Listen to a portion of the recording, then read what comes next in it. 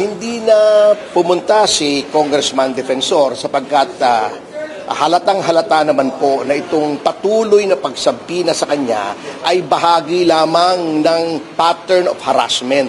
Kung mababasa niyo po yung sampina ngayon na pinadala ko sa inyo, kita niyo naman po cut and paste ito eh. Ito rin yung sampina na pinadala noong ilang buwan ang nakakaraan at pumunta po siya rito, ngunit sinabi naman sa kanya, hindi naman po kayo iniimbestigahan. So bakit pa siya sinasampina?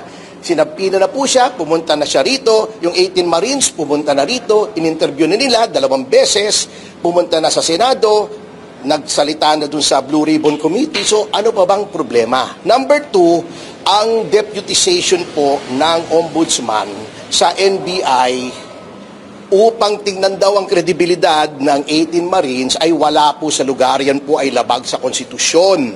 Sapagkat ang Ombudsman po dapat ay independent.